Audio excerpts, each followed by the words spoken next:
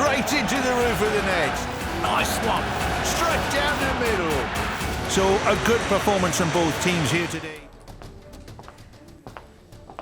Hi, welcome to Firstpost. I'm Rupha Ramani and this is a very special edition today. This is Mission Paris, our special coverage of the Olympics, where we promise you every single aspect of this coverage, from interviews with some of the top athletes, some of the experts, and analysis on all key updates from behind the scenes.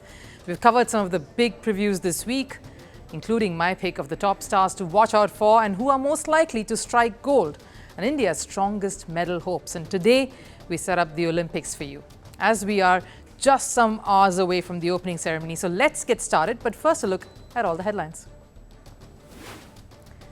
A star-studded charity gala was held on the eve of the Olympic opening ceremony in Paris. It featured stars like NBA champion LeBron James, tennis legends Serena Williams and Novak Djokovic. Djokovic, in fact, mentioned his excitement on seeing beach volleyball under the Eiffel Tower. Women's world number 3, Elena Rybakina of Kazakhstan, has withdrawn from Paris Olympics. She is reportedly ill. Her announcement came just hours after the draw was announced. Rybakina was supposed to feature in the women's singles and mixed doubles events at Paris Olympics. Argentina has launched a complaint with FIFA's disciplinary committee after their 1-2 loss to Morocco. Angry fans had invaded the pitch and Argentina players had been attacked, which led to play being suspended. The game also saw Argentina's goal being ruled out almost 2 hours after play paused. And on the sidelines of all of this, Argentina President Javier Milei has met French President Emmanuel Macron. This after the Argentine team's derogatory post-Copa America win, where they sang a racist song targeting French players. This has escalated the tension between the countries. And India's men's and women's teams have had a flying start to the Olympics. In archery, they've sealed direct qualifications to the quarterfinals of the archery series at the Paris Olympics. This after both the teams finished 3rd and 4th, respectively, in the ranking rounds.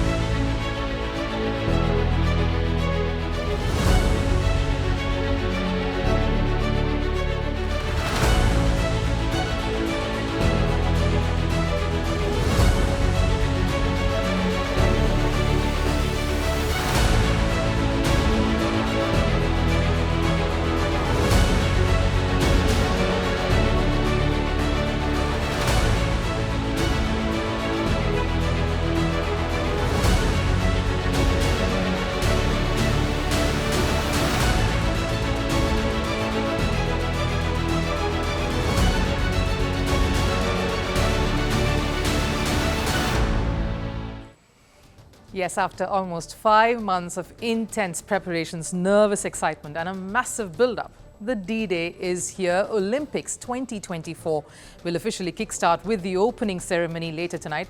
And the tournament is already making history for many reasons. One, it promises to be the greenest Olympics ever. We'll come back to this in more detail a little later, but here are some of its highlights. Paris will now become only the second city after London to have hosted the tournament 3 times. The city hosted Olympics in 1900 and 1924. The Games then returns to the city in exactly 100 years. And given the history, Paris had to do something different. So they are making sure there are many firsts. For the first time in Olympics history, there will be equal representation from male and female athletes. And to think it all started with no female participation back in 1896 at the Athens Olympics, where it all began. For the first time, the opening ceremony will not take place inside the stadium. It will happen in the heart of the city on River Seine. And of course, a new sport in the form of breakdance will be introduced in this edition, making dancing not just something to pass the time with, it's now a competitive sport. In another of firsts, a nursery has been set up in the athletes' village, a space where athletes who are parents can be with their children when they can. The family space is equipped with a changing table, a breastfeeding area, a play area, and a family time space. The tournament will also see the youngest flag bearer, Yahya Al Ghatoni, for the refugee team, who's just all of 19. The tournament is paving the way for the next generation and doing so in grand style. The country has vowed to make this the greenest Olympics in the history of the Games, and much is being done towards that. The Olympics Village is an eco-friendly as it can get, from electric buses for transportation to venues within 10 kilometers, or a little more than 11 miles of distance from the village. The organizers have made sure less fuel is consumed for transportation to reduce plastic waste. 200 soft drink fountains have been installed around the village. A solar power plant for electricity is the cherry on the cake. And remember, this Olympics village will later be turned into homes for the homeless and students. So clearly, this is designed for the future use as well. Just like the cardboard beds, of course, that has created so much of curiosity, which are being used by athletes now, they'll later be given to the homeless. And if you thought Paris would be compensating for all this through ticket prices, they aren't. Like in many mega tournaments that have seen ticket prices being hiked, take the T20 World Cup in USA recently or the FIFA World Cup in Qatar a couple of years ago. In Paris, though, tickets are as low as 24 euros, which is roughly around $26. And they will all be sold from a single portal alone. And here's the catch, they can't be resold to anyone. The buyer will have their name on it, so only he or she or they can enter with it.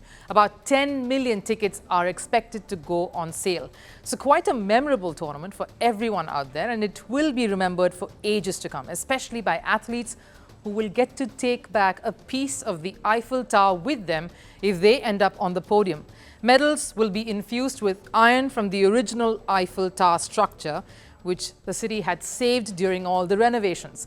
And who doesn't want a piece of the historic Eiffel Tower to take back with them? And Paris has, amidst all of the global political chaos the city finds itself in, hopes this Olympics will set the trend for other editions to follow.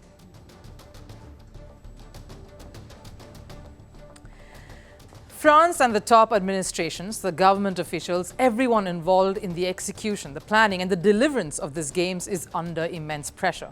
Pressure to make sure the Olympics goes off smoothly and without any hiccups. The global wars, the politicking and the friction between some of the countries have not helped France. There is tension, and any small mishap can lead to a global fallout. And there have been many such instances along the way that are slowly adding fuel to fire, like France's decision to ban hijab for the participating French athletes. It received a lot of backlash, and of course, the geopolitical battles, Israel, Palestine, Russia, Ukraine, keeping everyone on edge. Then, of course, came the question of river Seine's cleanliness. It took French Mayor Anne Hidalgo a dip in the waters to clear the air around that. But here's what is drawing all the scrutiny and focus just as the Games is about to start: the security surrounding the tournament. The matter of security is grave enough that an act like diving in River Seine won't resolve. So what's the latest that has rattled everyone at the Games? A Franco-Swiss airport near Basel was evacuated for security concerns. This is also some hours ago, and the reason was because of a series of arson attacks a while back, where France's high-speed train network was targeted. The entire network was sabotaged, and that disrupted travel for many. And authorities believe the perpetrators were fleeing via this airport. But here's the thing, all of this on the day Paris Olympics' opening ceremony is scheduled to take place. And why is the attack shocking? It happened despite a massive security operation in place for the Games.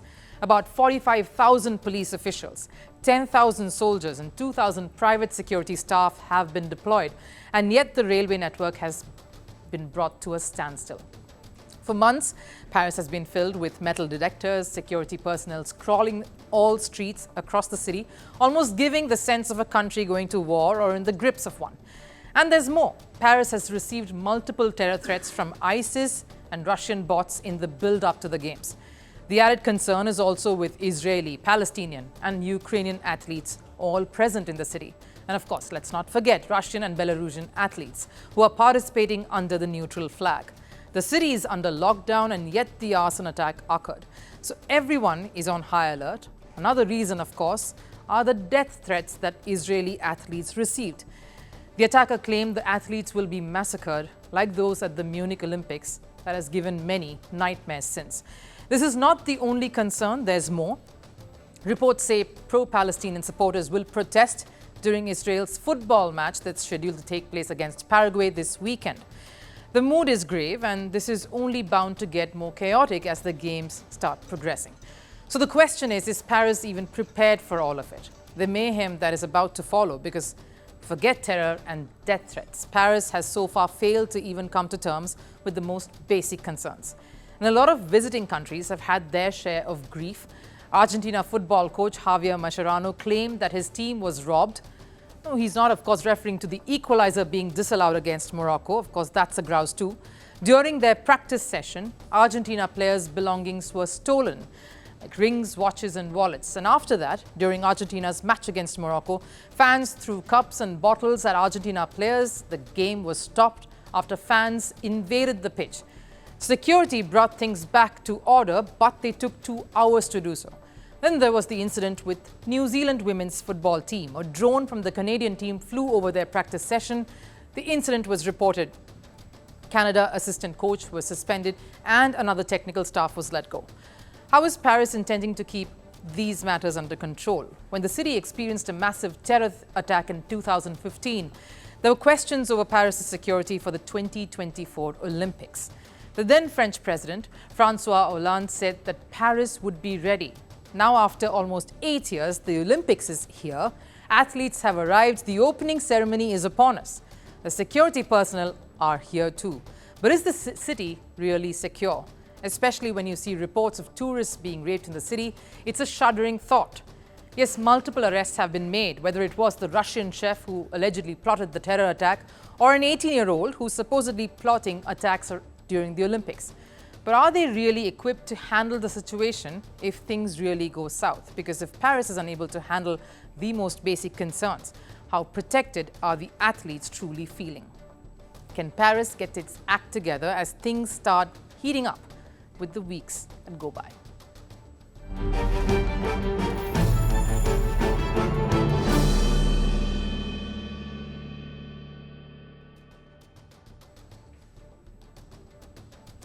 Bringing focus on the Indian contingent that is taking part at the Paris Olympics. Over the past few editions, the number of Indian athletes taking part have steadily increased. But this edition still falls short of the Tokyo Olympics. India sent 124 athletes to Tokyo. This is the largest the country had ever sent to the Games. And India bagged 7 medals. This was the biggest haul. At Paris, 117 Indians make up the contingent to take part in 16 sporting disciplines. 70 men and 47 women make up the athletes' contingent. They will be competing in 69 events for 95 medals. Tennis star Rohan Bopanna at 44 is the oldest athlete to represent India at Paris. Swimmer Dhinidhi Desinghi at 14 is the youngest competitor. Athletics is the field that sees the most number of athletes, largest contributor with 29 players. Indian shooting contingent, meanwhile, has secured a quota in every Olympic shooting category for the first time. There are plenty of medal hopefuls that we have already featured, but let's focus on badminton. There's a chance at cementing legacy for PV Sindhu, an opportunity to create history for the doubles pair of Satvik Sairaj and Chirag Shetty, and a few dark horses too. India begins its badminton campaign tomorrow. We spoke to former India badminton champion and Jio Sports commentator P. Kashyap to preview India's chances in badminton and what his medal predictions are. Badminton में prior to 2008, I think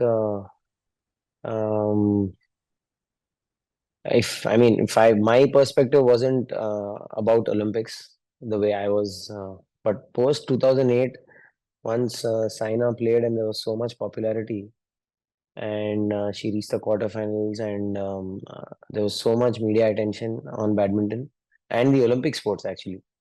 And then we had the Commonwealth Games in 2010. So from then on, I think everyone was very keen on these games and on these matches, and obviously then it was a thing which it is in your list that you have to be an Olympian, or you have to perform at this particular event, and this is what everyone is looking at. And it's like overnight everyone knows you and knows your name, and you can take notice of what you've been doing all the years. So I think post that it has become very, very popular, especially in India. I'm sure the other athletes, I think my coach, he played in 2004 and there were other athletes. I mean, badminton came very late into Olympics also. It started in 1992. So, but I didn't notice it much, I would say, because I started playing also in 97, 98. So by then, I think two Olympics finished. And 2000 Olympics, I think I watched all the matches. And 2004 also, I watched all the matches. Obviously, 2008 I watched, but it was not hyped so much in media. Especially the Olympics were happening. I watched badminton, but it didn't make. Obviously, I think when an Indian does well, when your local person does well, then you will know what is the hype. I think I saw that very closely with Saina, and so many people took notice of her achievement, and yeah. So from then on, I think it just means everything. Especially my qualification was tough, but uh, it's just that it meant everything to me. Especially post Commonwealth Games in 2010, the next thing to look up to was the Olympics and say the Asian Games and the Olympics. There are two, three events like this.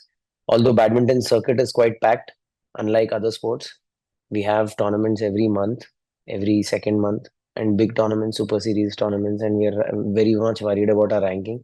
And also qualifying for these events is very much dependent on ranking. So there's a process to go to this event, but yeah, and the qualification process is quite tough. It's an year, and everything has to fall in place the entire year. You can just play 6 months well, and then you can, if you mess up the next 6 months, you're gone, or you get injured. And so it's a very very special event for all the athletes, especially in badminton. Sindhu's done well in both the Olympics, and she's been a performer for so many years, and I don't think um, there's no external pressure from her. She's not choked in matches where you'll have to feel pressure. She's always done well. So she's also, I think, quite excited, and she feels she has the edge, even though her form and her ranking doesn't say so. But I think she always enters these major events thinking she has an edge because of her previous performances. I think Chirag and Satvik have been so consistent for the last 2 years, 3 years, that they also think they need to. They also did well in a big event like Asian Games, won the gold there. So she should be surely confident. And except one Danish pair who gets added into the Olympics, otherwise the entire major competition is from the Asian teams, whom they have had a good head-to-head in the recent 2 years. So uh, there's not. I don't think they're. I believe that they're not under extreme pressure to perform. And same thing with Ashwini and Tanisha. Ashwini is the third Olympics, very experienced, with a very young partner, full of energy. Tanisha, that's her first time. She's quite excited, and yeah, I'm sure none of the players are feeling any pressure. Uh, it's only the pressure you put on yourself.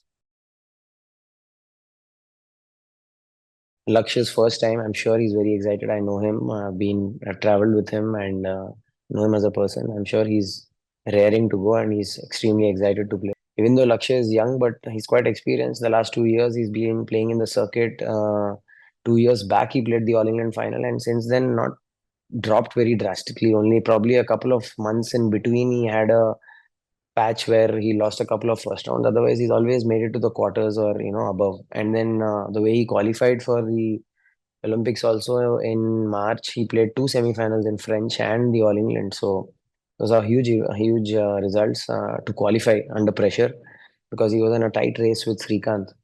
And so, um, yeah, I think he can handle pressure very well. And in big matches, especially in the Asian Games final, he scored a win against Shiuki.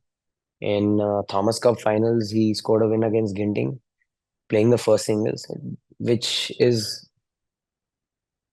frankly, I would say it's a big pressure match because the whole the vibe which creates in the team with the first thing winning the first single is a lot. And then he lived up to it, and he was a game down and still made it through. So he's played these big matches, And I've seen him closely in team events and elsewhere, and he he rises to the occasion, I would say, always. Expected medals from World Juniors, from Youth Olympics, and he scored a medal. So he's never cracked under pressure. So, but I think he has a tough group. He and Prannoy have to face off in the round of 16 if they qualify from the group. So it's a tough draw. But comparatively, I would say in the four quarters, you have favorite players to win the gold, and at least they're avoiding those players. Lakshya and Prannoy, in men's singles, I would say both of them the dark horses.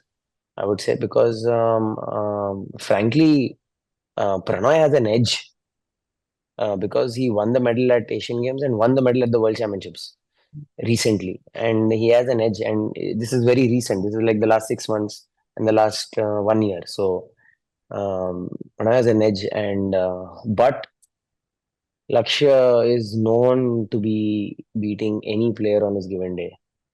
So it's very evenly matched. I mean, just that he's young and it's his first Olympics, we are saying that. But sometimes when as athletes, being young, being old, being whatever, it doesn't matter. You're playing an opponent and you need to score a win against your opponent. This is all like people who don't play sport are not. It's very exciting for them to read stats and read ages and then decide your favorites or your dark horses on that. But I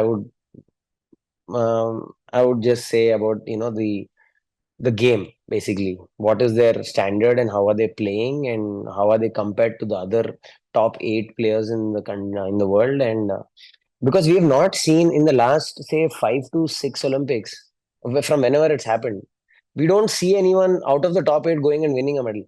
We don't see that usually. It's very rare.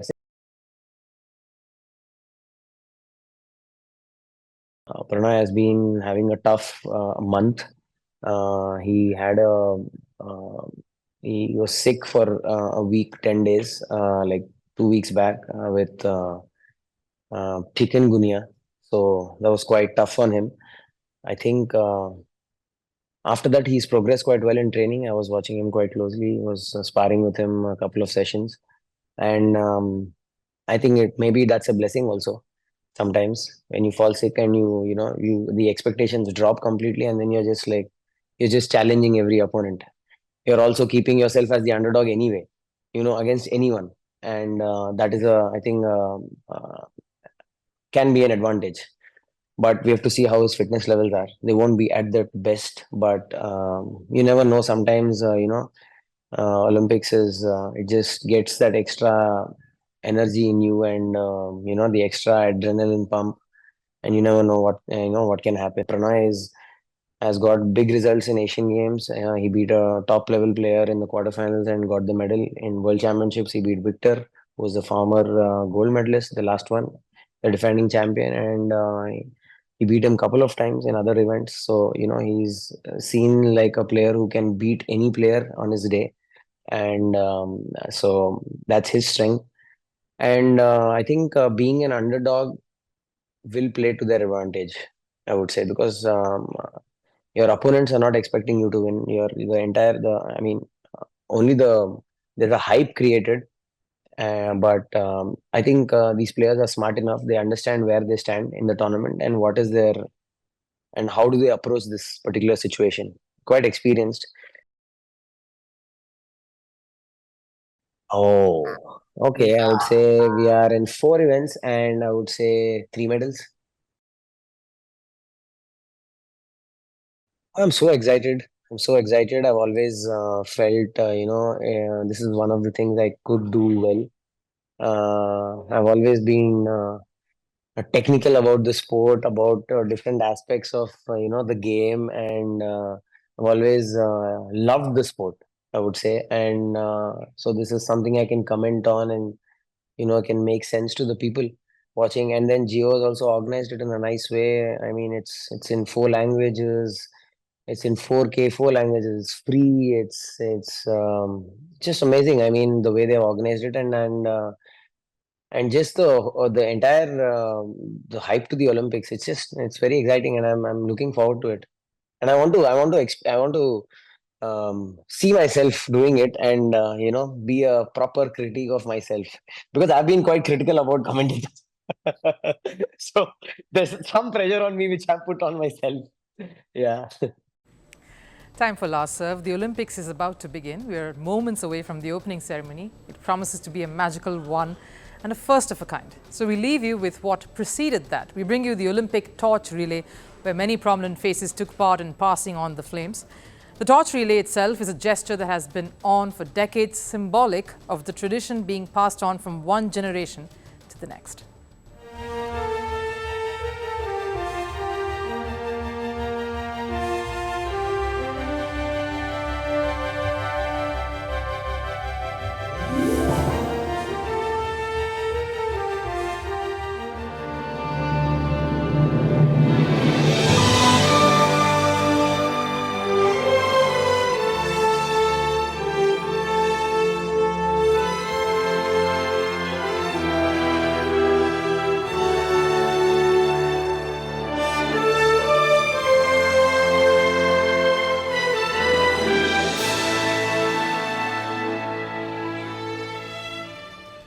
Yes, Mission Paris, our coverage will continue right through the Olympics. Do stay on and keep informed and keep watching us for that. But that does it here on Firstpost. I'll of course see you again after this weekend. Do take care and enjoy the games.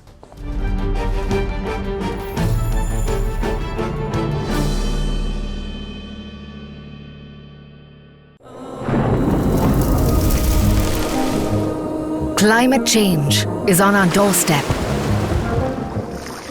It's time for a revolution to take root. And it starts with 1.4 billion Indians. It starts with one tree for humanity, one tree for Mother Earth, one tree for our future.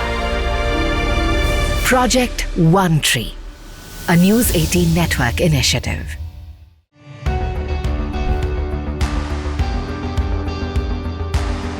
Across continents, one powerful news source.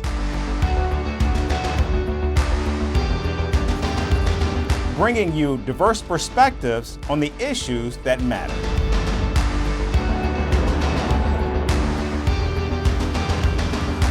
We go beyond the boundaries to give you that little extra about every sporting moment.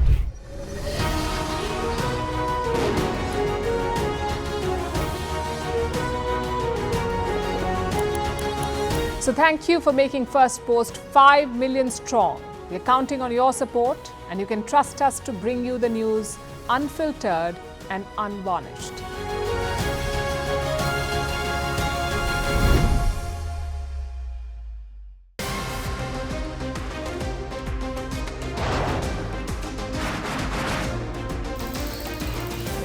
On the show today, the T20 World Cup bandwagon has moved across to the West Indies. What can you expect from this?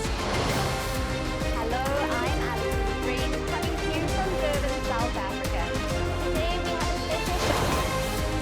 Start with a report on India's shifting nuclear posture. The first time since India officially became a nuclear power. Hello and welcome to Firstpost America. I'm Aaron Ham, coming to you live from the nation's capital, Washington, D.C.